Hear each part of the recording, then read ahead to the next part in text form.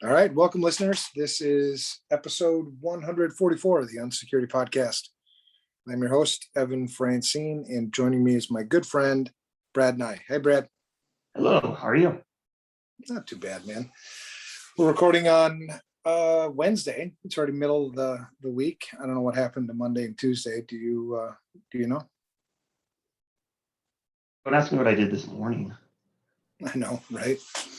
Well, and my wife, I'm getting all scruffy. I haven't been groomed. Had my beard or mustache groomed for a while. So she's making an appointment. I think she already made an appointment. So now I got to go get pretty. There you go. Mine's long enough now that it put some wax in and oh yeah. We got it, man. It's long. There you go. Yeah. Crazy. All right. So last week it was fun. We had a good talk with the Team Ambush, and then we talked a little bit about the work that you did at DEF CON the week before. That was good. Yeah. It was a good change of pace for me. I mean, even for those guys, doing CTS changes your thinking, but it's so valuable from an experience perspective. Yeah, totally, man. I think next year I'll probably jump in, maybe help out, see. I can read PCAPs. Like I said, I'll do that. There's some cool new tools out there. Right. Well, I'm used to the old school PCAP tools, so just give me something, anything. I'll be fine. All right, so we got a good show today. I wanted to cover just a couple of things. We talked a little bit about this thing called distributed accountability. I want to bridge off of that a little bit more.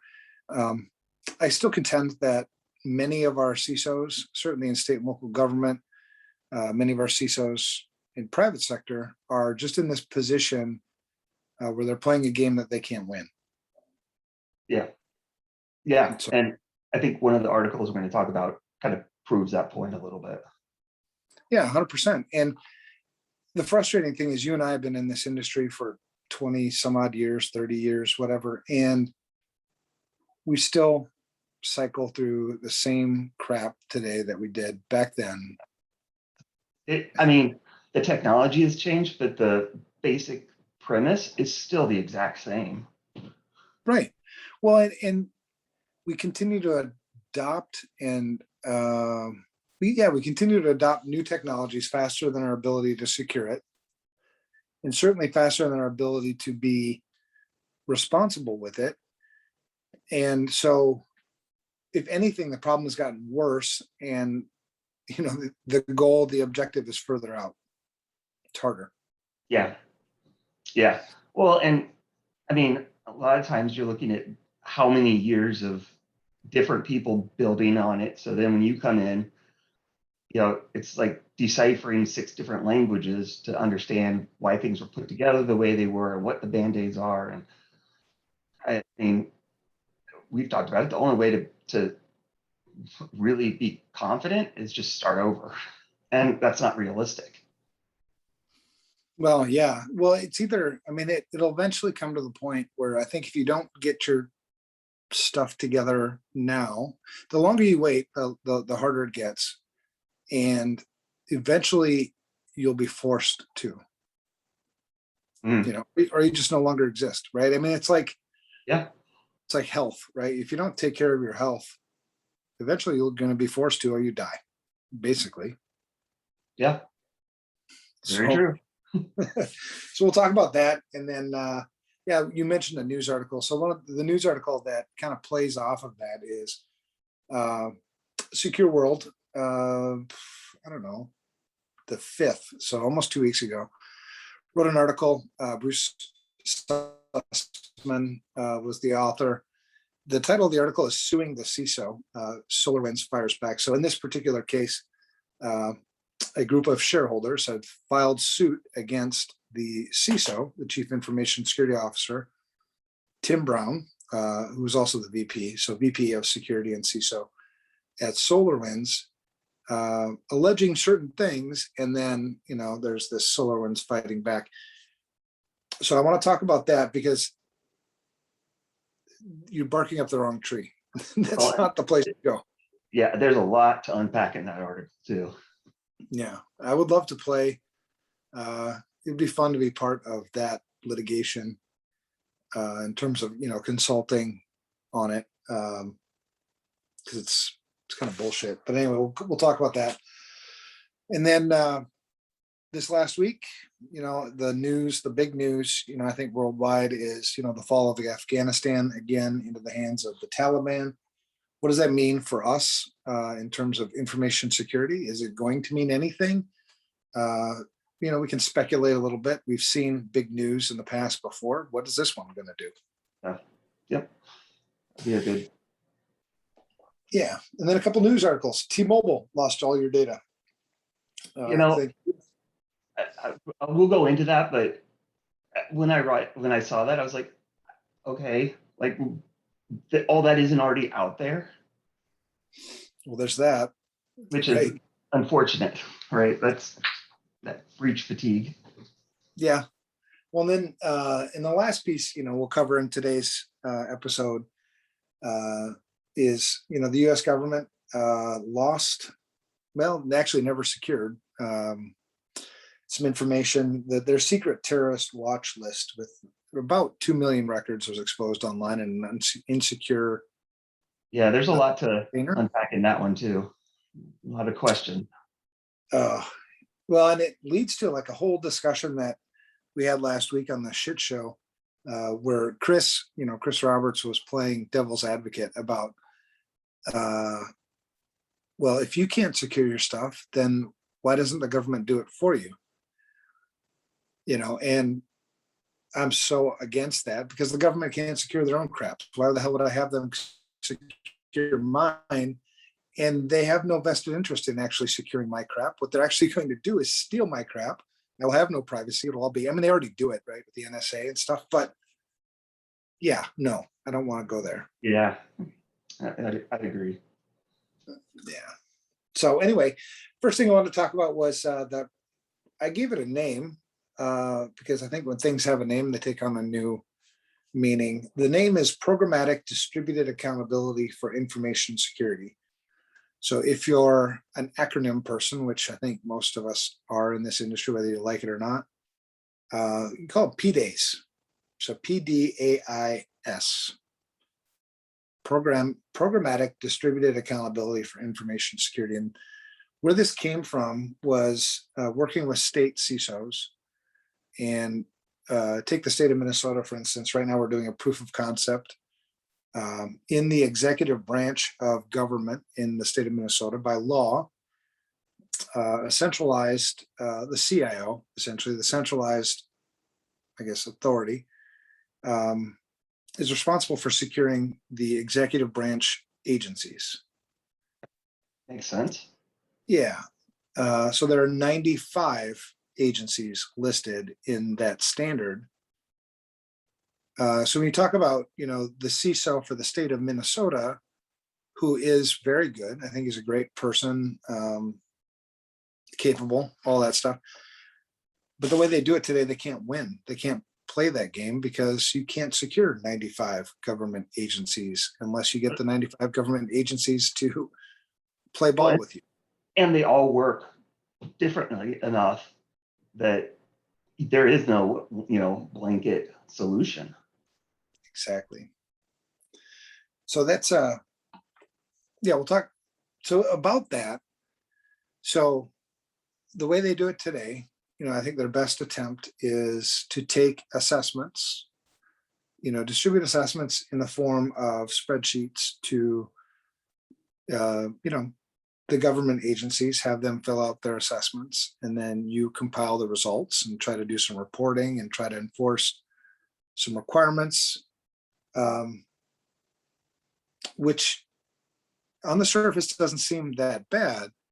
The problem is these 95 government agencies are not all the same. Some of those government agencies use policies that come from a central authority. Some of those have their own policies. Some of them have their own CISOs. Some of them have their own technology departments. Some have Govt. Yeah. Yeah. Uh-huh. Yeah. So I think deploy it like that, it's error prone. Yeah. Oh, for sure. So the challenge then is, how do you define? So it's actually, it's funny because this morning I was working on a presentation, and really I think there's 1, 2, 3, 4, what is that? 12 steps to the process. We talk about in the state of Minnesota, take any state, for instance. So the first one is your inventory of the agencies, right? Who are the agencies? How many do we have? Here we have 95. I've asked other states before, how many government agencies are you responsible for securing? And I get different answers. Even within the state of Minnesota, I've heard answers from 87 to 92. I'm just thinking, it's funny how alike you and I think, because we're working with like a, not a venture capital, but like a company that owns investment firm, I guess. And they're looking at 30 companies to start with. And we're going to use S2.org and have each one of those as a sub entity, because then they can see everything and it rolls up and they can see what their risk posture is. And I mean, it's almost exactly what you're talking about. It's so funny. Well, it is. And that's the reason why we built it that way, to be honest. Yeah. But the first thing we have to start with is, what are we actually trying to secure, instead of, physical assets or software assets. At this level, you're talking about an intangible asset, right? The agencies or the departments or the companies in your instance. So depending on where you're starting in the process, if you're starting as an investment organization or a company that owns 30 companies, well, then you're starting at that level. If you're starting with a state, ideally, you would start all the way at the governor's office, right? Because they are the CEO of the state. And then you would deploy through that, right? The government and all the things that we're responsible for. We're starting a couple of layers down here right now with the state of Minnesota. It's not the governor, it's not the legislature. We're talking about the CIO and CISO. Of the exec. But for a proof of concept, I mean, I don't know if you necessarily starting at the very top this will be a more representative experience. Yeah, well, and eventually we'll get there, right? There's 2 states in the country, the National Governors Association, so NGA, called out 2 states or nominated 2 states to do this thing called whole of state security, right? Which means you're going to figure out a way to get the entire state secured, right? And so those are different. Washington and Indiana are those 2 states. That takes distributed accountability to a whole nother level, right? It scales that way because the first thing is the inventory. The next thing is, once you've got that inventory, who's responsible for what in that inventory? And it sounds like the fundamentals we talk about every week, right? I mean, it's a different target, so to speak, right? We're not talking about your data in or hardware assets, but it's the same exact concept. It is, man. I mean, that's the thing that most people don't realize, or maybe many people don't stop to think about, is information security. The same concepts apply at home as they do in a small business, as they do to an entire state, to an entire country. Right.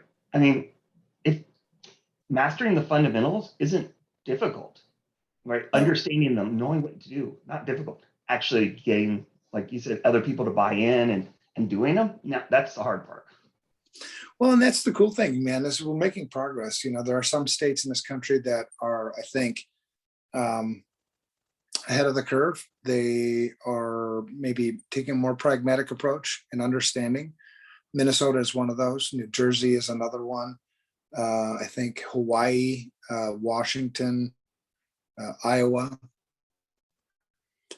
These are states that, I know personally are marching down the right path, right? And you go back to either do it now or do it later.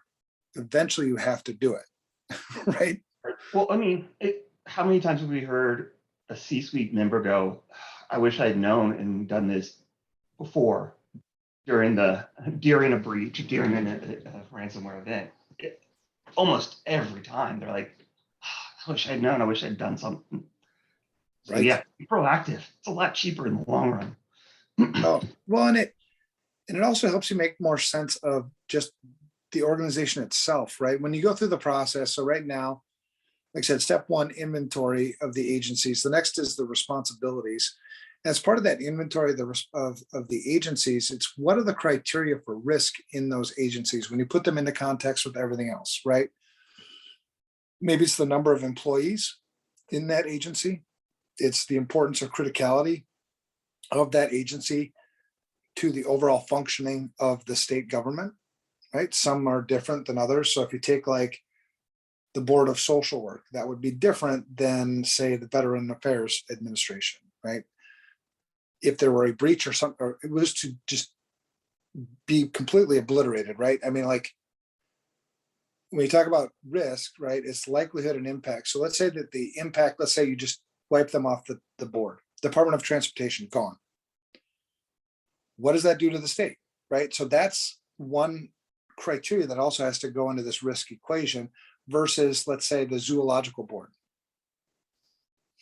Yeah, think about in Minnesota, if DOT isn't here in the winter, is massively disruptive. Exactly. So in that inventory of your agencies, it's figuring out the criteria for risk. One might be the number of employees. Another might be the importance or criticality to the functioning of the body. Another would be, how much sensitive information do they actually collect, process, create, so on and so forth. Once you define that, right, now I can put things into context. When you talk about the state of Minnesota, you talk about the executive branch of the state of Minnesota. Now I've got the agencies and I've got some equation of which one of these agencies or entities is more critical than others, right? Almost like a business impact analysis, another fundamental. Weird. I'm seeing a lot of similarities. Right. And then you go through, okay, those responsibilities. Who's responsible for security in each one of these entities? In some of those cases, it will be, the agency head. Some of these agencies have a CISO. Some of these agencies. Now, the cool thing here is, and one of the things we've gotten wrong, I think, when you talk about distributed accountability, because now I can get to distributed accountability, right? Now I can go to that person and say, here, let's have a discussion. And instead of pointing it like, I'm making you responsible, therefore you must do these things, instead, the approach should be, you get to call the shots. This is your agency. I'll present you the facts and you decide. Yeah. Okay. That makes sense. I was going to say, well, what if the person doesn't understand security? But no, I agree with that approach. Okay. Yeah. Instead of us always telling you what to do, instead what we are as the CISO is we're consultants, which was the simple approach from the very beginning. CISOs have two jobs. One, consult the business on how to make good risk decisions, and two, implement those risk decisions to the best of your ability. That's it. Yeah. Yep. And, I think we talked about this when you first brought it up, but it's the approach that it's similar, because I would say, hey, can we do this? Yes, but here are the risks involved. Are you willing to accept them? If not, here's some alternatives. You tell me which way to go. Absolutely. So at that point, then the CISO is accountable for those two things, right? Ultimately, then now I pull myself out as the CISO, implicit or explicit. I pull myself out as the person who's ultimately responsible for risk in this entity, right? This organization. And again, something we preach. Should security be defining the business's risk tolerance? No, the organization should be doing it. That should be at a C-level, board level type of thing. Hey, here's the level of risk we're willing to accept. Managers or whoever decision makers fall in line with this. Well, and the reason why we suck at that for many reasons. One is we suck at communicating it well. If I go to the CEO or the owner of a business and say, hey, tell me about your responsibilities for information security, or actually just tell me what information security is to you. Yeah. Yeah. What we usually get is, oh, we have an IT guy who handles that for us. It's like, no, not a good answer. Yeah. Yeah. You hear some interesting things doing the assessments and Mhm. you're like, not really. Right.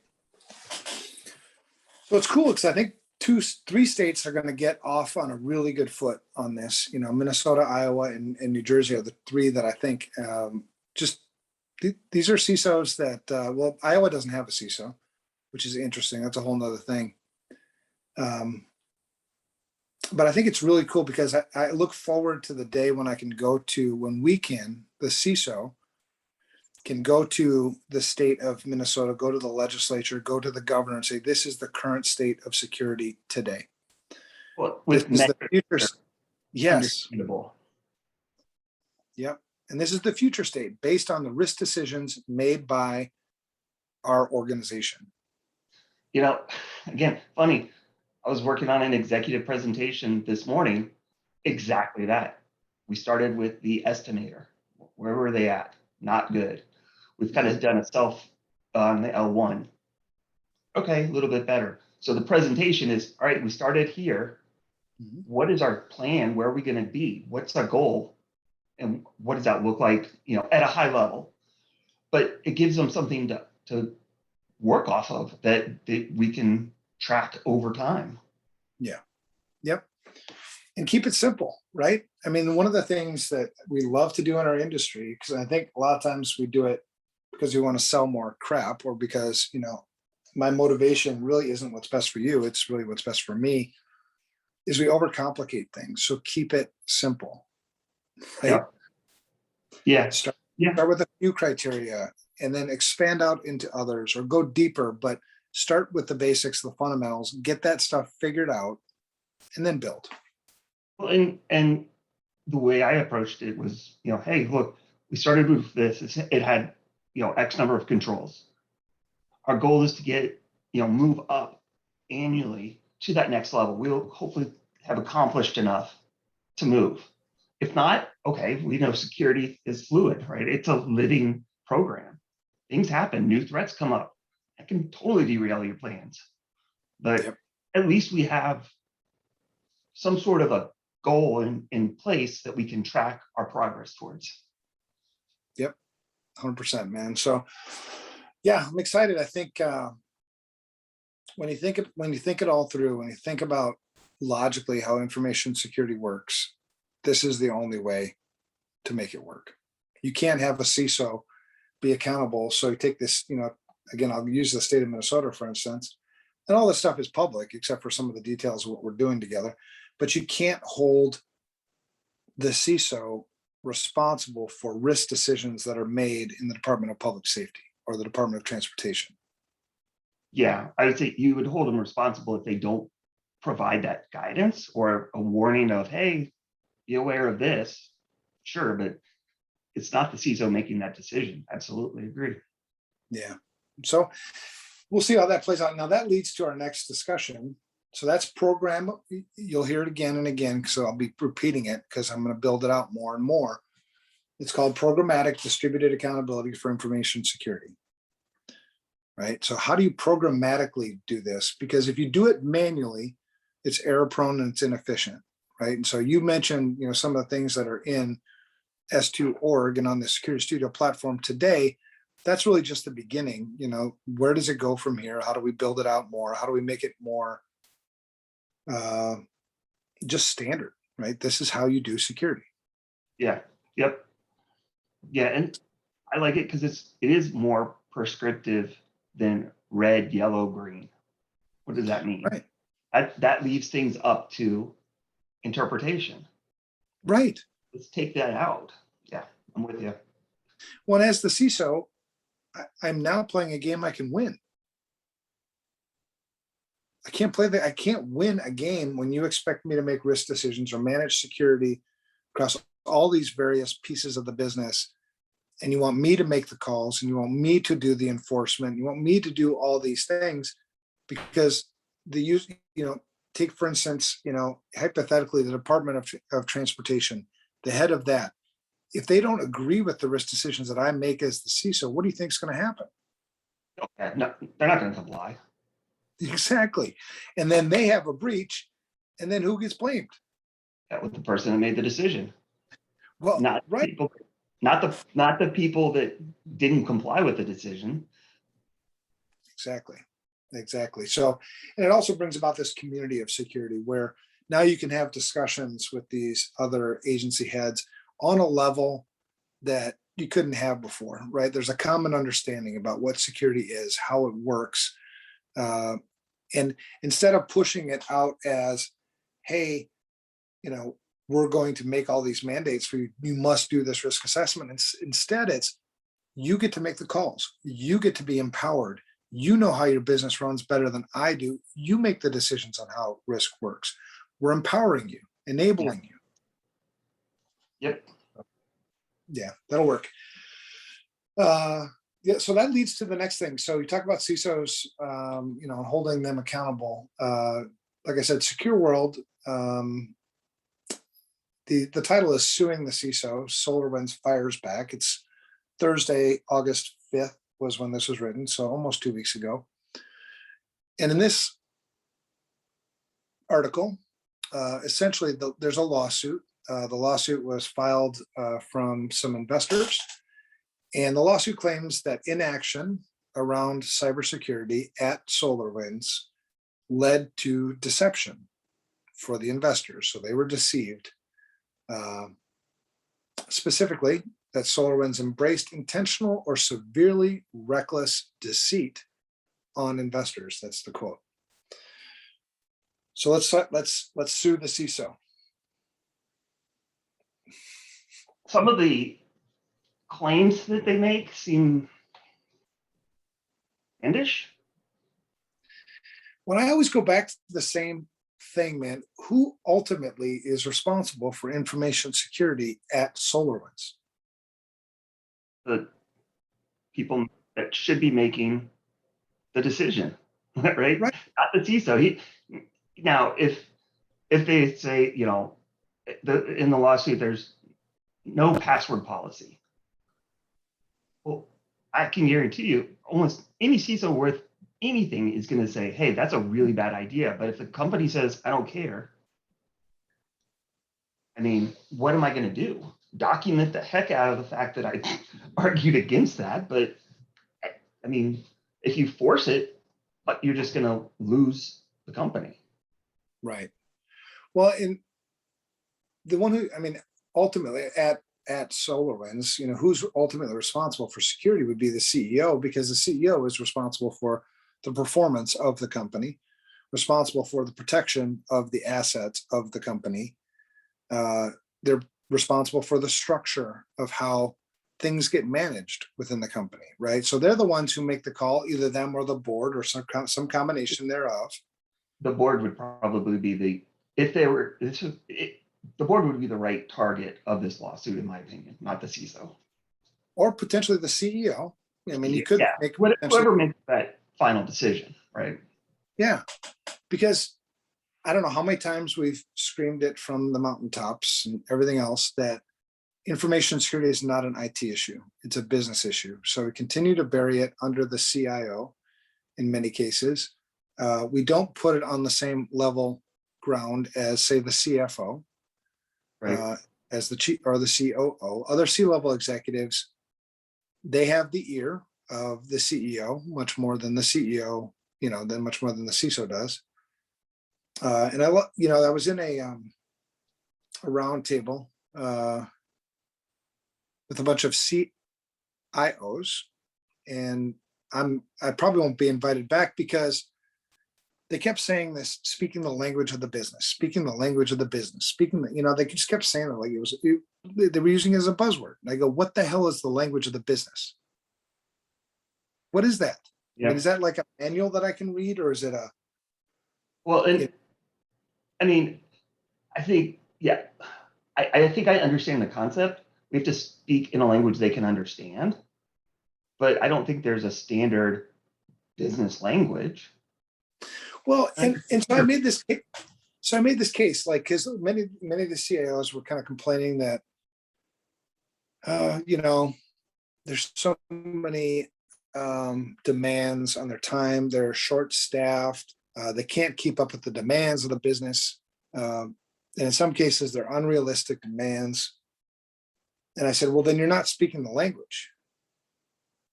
You're not, because if you were speaking the language and they understood the language you were speaking, they would understand the weight of some of the decisions that they're making in terms of the CEO. Well, and yeah, and the risk that that's putting the organization in. Right. And so, and I'm talking specifically CIO. So let's contrast the CIO to the CFO. At any given time, when you talk to the CEO, do they not know the financial performance of the organization? I mean, yes, unless they're not going to be there long.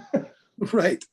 They probably know roughly how much cash. They know whether they're profitable or not. They know, so they know the financial position or condition of the company to some extent, probably.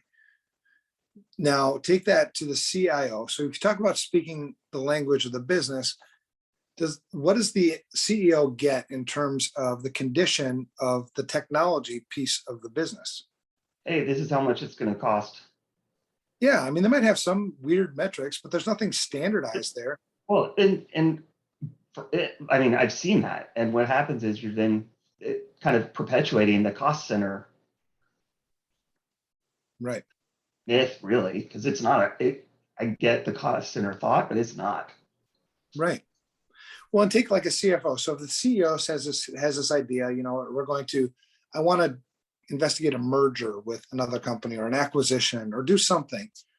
And the CFO says, that's great, Mr. or Mrs. CEO, but we can't afford it. Right. Then something changes, right? It doesn't happen. How often do you hear CIOs tell the CEO that you can't do it? No. Oh, yeah, I know. Or, they'll do their due diligence from a financial standpoint, but they have no idea what they're, inheriting from a IT or a security issue. We've seen it. Hilton did that. There's big pieces of it. So, and so I think there's this upward lack of communication with the CEO, between the CEO and the CIO, or lack of understanding. They're not speaking the same language like CFO does. Seems like. And then what's the assets? So you took at the assets of a CFO. The assets of a CFO are the dollars, right? They know how much dollar. They have an accounting of every single dollar. They know, and everybody understands it. Right. Now take that to the CIO. What are your assets? We have hardware, software, data. Where's your accounting? Yeah. So you're not speaking the same language. You're not doing things the same way the business is used to doing things.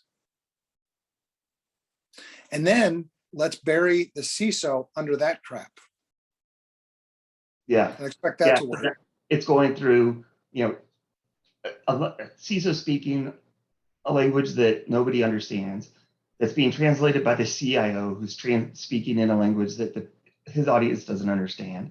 So it's now gone through 2 translations. How, I can't imagine why we're in the position we're in. Totally, man. And so that's a huge challenge. So that you can't holding the CISO responsible for these things. Now the CEO does have the opportunity and does have probably some pull in reorganizing things, setting appropriate expectations of, this is what I expect. I expect you to have a good accounting of your assets because I'm responsible. At the end of the day, I make decisions as the CEO on asset protection, right? On asset accumulation. We're trying to accumulate cash. We're trying to manage cash well. Well, then we need to do the same thing with our computer assets, our other assets, our human assets, our physical assets. It seems to make sense. No, I agree. So anyway, in this article, it's frustrating because until we figure this out, until you truly hold a CEO or a board responsible for information security this will not change. We'll still be in the same boat we are 10 years, 20 years from now. The only thing that could potentially happen that would shift the winds would be that the government does step in and does start mandating and does start taking control. And I honestly don't want to live in that kind of environment, man. You think it's rough now? Mm-hmm. Exactly. All right. So in this article, summary of investor lawsuit against SolarWinds. Here's some of the things that they claim, some of the highlights. And this is public, so you can go out and download and read it for yourself. But number one, the face of the case is a former SolarWinds employee who was hired nearly 2 years before the Orion cyber attack and only stayed with the company a few months.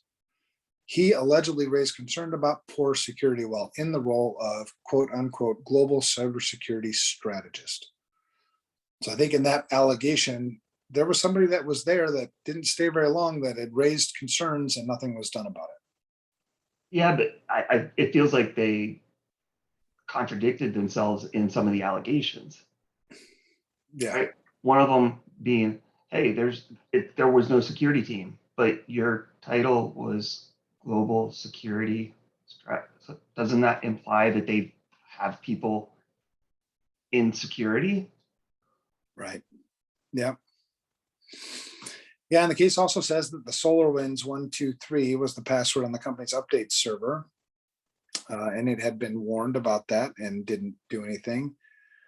Makes direct claims, like you said, no security team, no password policy, no documentation regarding data protection and controls. The company did not limit user access controls, exposing the company's crown jewels, quote unquote, to potential cyber attack. Here's my thing. I can guarantee you SolarWinds is PCI certified, right? Because they take credit cards for payment. So at some point, if they don't have any of those things, whoever their assessor is either not doing their job or this is incorrect, right? To me, that would just a lot of this.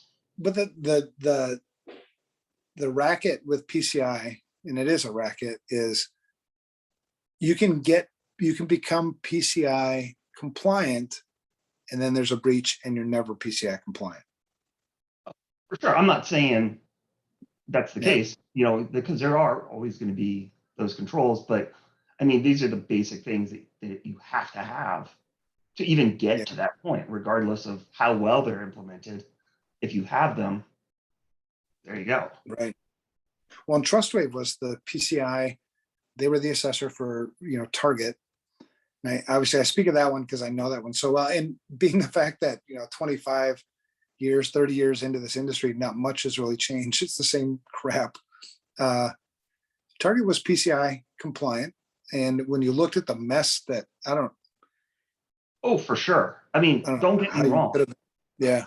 I'm not defending PCI. I'm just saying some of the things that they're claiming fly directly in the face of being able to get PCI compliant.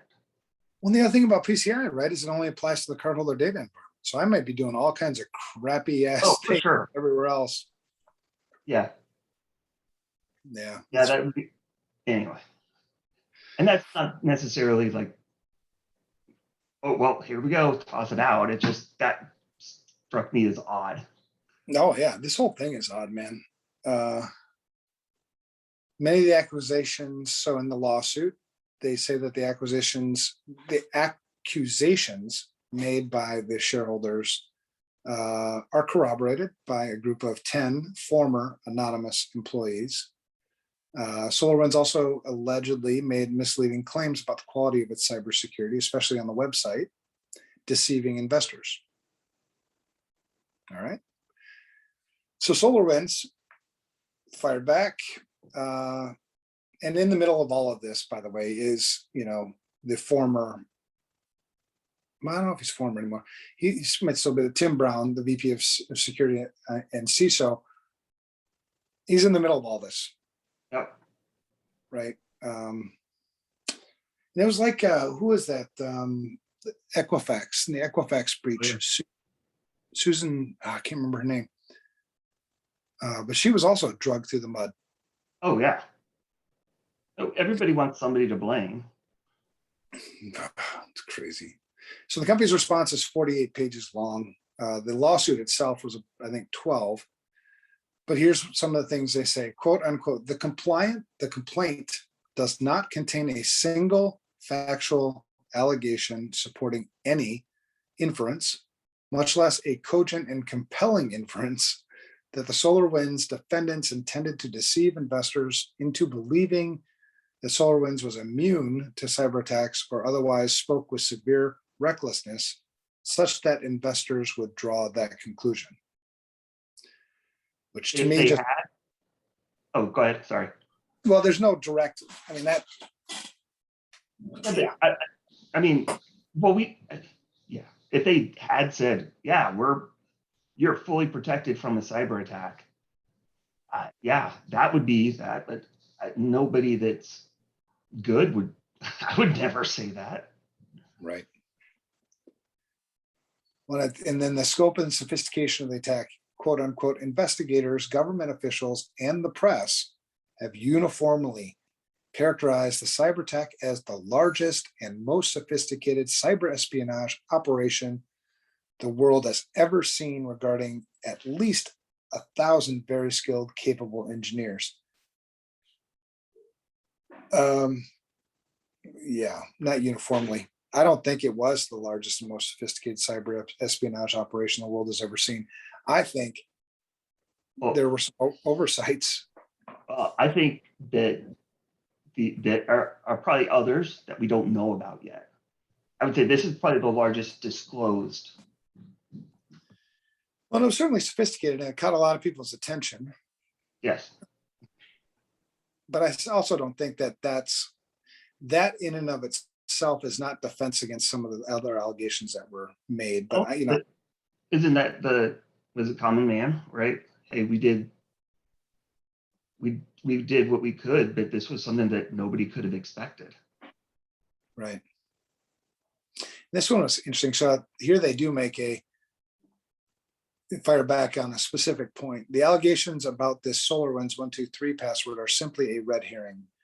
Plaintiff does not and cannot plead any facts suggesting that the SolarWinds 123 password or the update server was used in the cyber attack. So that's almost an admission that SolarWinds 123 password was on an update server. However, that update server or this password was not used in this particular attack. Well, very much like almost an admission, but there's no saying, yep, this is the case. They're saying if it were, it didn't matter. Right. So it's interesting. I like following these things because at the end of the day, it does set some precedent. The sad thing is you have this back and forth fought by lawyers, and at the end of the day, it just never seems like the person that should have been held accountable was held accountable. Yeah, and that last piece with the group of employees, I thought was interesting. That SolarWinds is claiming none of them would have had access to anything within the security infrastructure. None of them worked on the Orion software platform. So that's an interesting, that'll be interesting. Yeah, I'm with you. This will be a really interesting one to follow. Well, yeah, especially on that point, these are anonymous employees. So how do they know that? I don't know. I'll have to read more into that. My guess is they know, the turnover in those departments very well. Yeah, well, you'd think so. But, on the other hand, too, I know enough about, big companies and know enough about SolarWinds to know that their security wasn't as great as they are claiming it was either. You know what I mean? The truth is somewhere in the middle of all of this. Yeah. No, I would agree. And I would love to see at some point, and maybe this isn't the breach. Maybe there is no, nobody to hold liable on this side, right? Certainly the attackers, if you can ever find them and get them and hold them accountable, ultimately that's where it goes. But Where there is negligence, I would love at some point for us to actually hold a CEO accountable for their negligence with respect to information security, so that we can set some sort of precedent, get something to get CEOs' attention that we need to take a lot of this stuff more seriously. I need to put it on the same level playing field as everything else in my business. I understand it's hard, right? There's so many things competing for a CEO's time, but like what we do, for instance, we provide a number. This is your current state of your security. This is the future state. The same thing we do, the CFO does with money, right? We currently have X number of dollars. Next month, we will have Y number of dollars. It's the same kind of thing. And I think the CEOs need to wake up and pay more attention, because if you have a security event, that's probably going to be one of the most disruptive things that could happen to the company. Right. But unless I think because I've read other studies, I read a study that more than half of CEOs think that information security is a waste of resources. Until they have a ransomware attack and are suddenly willing to invest. Or until they're held personally accountable. Yeah. I mean, take the Colonial Pipeline breach. The CEO gets up and says, "I'm extremely sorry." Okay, what does that do? Right. Nothing. And at some point, you have to have the first one, right? The first one, it's not going to feel like it's fair, right? So if you were to hold the Colonial Pipeline CEO accountable, right, and fine them or do whatever, criminal, whatever you wanted to do, it's not going to seem fair. And the reason why it doesn't seem fair is because you've never done it before. Yeah. And, I would say same thing here. Like, there's got to be due process, obviously, right? Because it could have been a defensible thing and somebody just made a mistake, right? They could have had all the controls. We say it's not a matter of if, it's a matter of when. So if it's found that they were underfunding security, that requests were being, denied, hold them accountable. If they had all the things that you would expect in place and were supportive and gave a budget, then at that point, I'm sorry, is satisfactory. Right. And I think maybe that would be something that would help is if you had, and we do have, actually, I think it's just putting it in this context, but we have a set of things that if you're not doing, I would call them negligent. For one, having an asset inventory. If you don't have an asset inventory, and I understand that assets change on a regular basis, well, then get your hands around it. Figure out processes, figure out technology to get your hands around your assets. Yeah. If you don't have an asset inventory, how could you claim that that's not negligence? Oh, yeah. And it's not difficult stuff. It's like, I would say, less than 10 fundamental things that you need to have in place and implemented appropriately, not just have them. Right. Yeah. That'd be a fun exercise to. Well, maybe we'll work on that then. The next thing I want to talk about was what, if anything, do we expect from the Taliban news this week? The things happening in Afghanistan. Honestly, I think it's going to be the same thing we see after every major disaster, with the increase in phishing emails looking for donations to help the refugees, that type of thing. I wouldn't expect to see any other types of attacks. Yeah. I think I agree with you there. I think in a longer term sense, it's interesting to see how China is positioning themselves. That could work out into something kind of funky, but I agree. It's going to be things that play off the humanitarian aid thing, pull out the heartstrings, get you to click. Yeah. And people have to be very vigilant right now, because you also have, the earthquake in Haiti. Now they're getting hit by the tropical storm. So, we're going to see an inundation of those. So there's a lot going on right now. You got to be on your toes. Right. Yeah. And if you want to donate to any of that stuff, go about it yourself, right?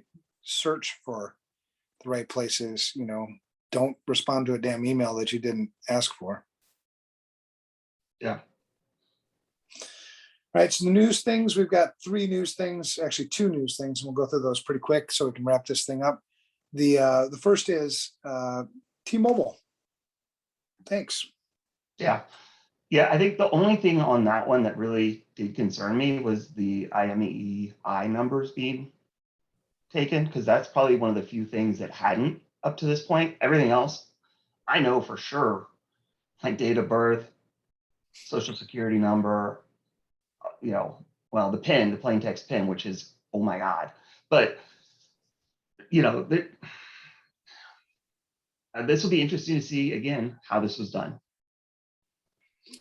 Right. No, I agree. And with that same thing, the fact that all of this data has probably been leaked in the thousands of breaches that have happened over, the 30 years. Chances are really good that my name, my date of birth, my social security number, my driver's license number. I'm at the point of just, I assume that stuff is all known. I mean, Yep. act accordingly. But then, the IMSI and the IMEI data, that you're right, that probably hasn't been leaked before. Yeah, it'll be interesting. And I want to see how they didn't notice that 100 gig was downloaded. Like, is that not normal? That's normal? How did this get missed? Well, and again, man, it's the basics, the freaking basics. It's over and over and over again. Ingress and why do I have a firewall in place? Is it just to be a crunchy shell, or should I not be using it the way it was actually designed to be used, which was to limit what goes out as well? Ingress, egress. I mean, the same thing happened. We've already mentioned the Target breach. It all went out through FTP. Why do you have FTP open up on? Yeah, I don't know. Yeah, that'll be a fun one to follow as well. Right. Well, at least with the IMEI and the IMSI, like those are used, for people who don't know, those are used essentially on your SIM card, right? And they identify your phone on the phone network. If I had that data, I could potentially replicate a SIM card and do a SIM swap without having to call T-Mobile. Yeah. Yeah. And so I would assume anybody that's affected will be getting a new SIM card. I hope so. Well, but the thing that doesn't bother me about those is I can change those. Yeah, true. I can't change my name. Well, I can, but probably not going to, because it'll just lose my damn name again. Can't get a new social security number. I probably can, but again, it's not trivial. Driver's license number. I mean, those things, the thing that sucks about those things is that they're permanently out there and I can't change them. All right. So the way the data was exposed, there's write-ups everywhere about this. But essentially somebody broke in to T-Mobile, found the data and extracted it. Yeah. This is your run-of-the-mill attack. It's not, well, we just left something hanging out there somewhere. Somebody infiltrated, exfiltrated. Yeah. I'll be interested to see the results of the investigation. Yeah, and in this case, it's 100 million customers. They are claiming 100. T-Mobile's claiming 40. But of course they are. The other thing was, if you read, I was reading something about it, and the attacker was saying it was like in retaliation for U.S. cyber espionage. They weren't asking for a ransom or anything. This is a retaliation attack. Which I don't understand why you'd go after a private or a company, not the government, but yeah, that could be a significant ramp up of things are at. Well, and it's that some government employees probably have personal T-Mobile accounts, or their family members do. So there's a backdoor there as well. Potentially, absolutely. All right. So speaking of the government, thank you. We just the FBI has this thing called the from the Terrorist Screening Center, so TSC for short. If you just Google FBI TSC, you'll find some information. But their job essentially is to maintain the no-fly list. Make sure that terrorists are being suspected terrorists are being tracked.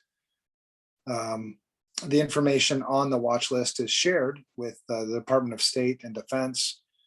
Numerous international partners, TSA staff have access to it, customs officers. Part of that TSE, part of that Terrorist Screening Center list is the no-fly list. So a bigger list, part of that, because most people have heard of the no-fly list. A lot of people haven't heard of TSC before. Yeah. No-fly list is a subset of the bigger watch list. Yep. So this was exposed on an Elasticsearch server. Let's just hang it out there. And The most unusual part is that it was on a Bahrain IP. It wasn't a US IP. That indicates. Oh, go ahead. No, you're right. So it might have been one that we shared with one of our international partners, and they exposed it. Yeah, because again, it was left online without a password or any authentication, and it's on a non-US IP. I don't know what our relationship with Bahrain is, but that, it could be we shared it with someone, they exposed it. It could be, hey, was this leaked? So I think there's a lot we need to know about this one. Yeah, I agree, man. Yeah, the fact that it was a Bahrain IP does kind of lend itself to the fact that it was shared with Bahrain or a partner country who then exposed it inadvertently. Yeah, so it was discovered on July 19th, 2021 by a guy named Bob Diachenko. Bob Diachenko, has his own company, and he's a researcher out there doing a lot of this good stuff. Found on July 19th, and I think it was taken down. When was the date? Do we have that? It says 3 weeks later. Okay, so it is gone now. The data that was exposed on the 1.9 million records: full name, gender, date of birth, citizenship, passport number, TSC watch list ID, and the no-fly indicator. Yep. Yeah. In the 3 weeks, they keep harping like nobody knows why. Are you kidding me? I'm not surprised at all by that, because it was probably reported to some very low level, and it took that long to get to somebody who could make that decision. Right. At all. No. Yeah, I agree. Now, this doesn't affect me personally because I don't think I was on this list, but 1.9 million people were. Now, the accuracy of that list, too, I mean, you got to point out there are people on that list that probably shouldn't be on that list. There's people not on that list that should be. And we don't know, is it even a legitimate list? Yeah, he's got a screenshot that shows some of it. And yeah I don't know. That's another thing we have to take into account. Yeah, totally, man. So, but I think and maybe I'm reading more, but just for listeners who think that the government is so good at security, they're not. They're just not. There are parts of the government that are good at information security, but most of them aren't. The same chapters we talk about with states, think about the complexity in just any state. When you talk about all the things, take that and multiply that, or take that to a factor of 100. That's your federal government. And they can't compete salary wise with the private sector, right? So anybody, I know, right? But anybody historically, right? People would go there, get experience, and then go get hired. And so there was a lot of turnover in some of those positions. Yeah, it's a mess, man. And I've got some buddies in CISA, and I was talking to one of them about some of the things that we're trying to do. And he's like, oh, well, that's a good idea. I'm like, you're the damn government. You got all the resources in the world. I'm like a dude in my guest bedroom. Come on. I'll give you the methodology. You can do it. Please, fix these problems. Because that's the thing about CISA too. Not only is CISA, the Department of Homeland Security trying to secure government things, but now CISA, the way they're set up, it's let's go out and help everybody else. Let's go out and help states. Let's go out and help, counties and cities and everybody. It's like, why don't you get your own house in order first? Yeah.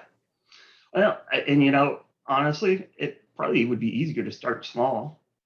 You'll see a more tangible result faster. It'd be a lot easier for a county to implement some of these changes than Department of Transportation for the U.S. government. Yeah, but what's going to have the most impact, man? I don't know. Well, yeah, and this is a business. This is where that business needs to make the decision, right? The organization to say, hey, look, we can pick off these 15 things and reduce our risk by X and take this long, or we can do this one thing that is more, but it's going to take twice as long and cost twice as much. Yep. What do you want to do? Yeah, good point, man. All right, well, good episode. You got any shout outs? Yeah, I'll give a shout out to our leadership team. I think they've been very supportive and encouraging, just on a personal level, but also like to the organization. Yeah, that's cool, man. Yeah, I'm gonna give a shout out to my mom because she's here visiting me from wherever she comes from, and she birthed me, so that's kind of good. I'm thankful for that. The crazier the world gets, I'm kind of thinking like, yeah, maybe you should have saved your time on that because it's getting crazy out here. But no, it's my mom. She's a wonderful person who, I think did a good job mostly. All right, well, that's it. That's the wrap. Episode 145 next week. I'm going to try to get some state CISOs maybe to come join us on some of these episodes. Yeah, that'd be fun. Yeah, I'd love to hear kind of their perspectives. Obviously, they live it and walk in it, and I want to help as much as we can. Yep. If you want to socialize with us, you can email us at unsecurity at protonmail.com. We're not very good at actually following that email, but you can try. Don't put anything critical there. No, nothing timely. No way. But you can follow us online too. I'm at Evan Francine for Twitter. You're at Brad Nye. We're also on LinkedIn. You can find us. We're all over the place. We give talks and whatever. You'll find us. That's it. Have a good one.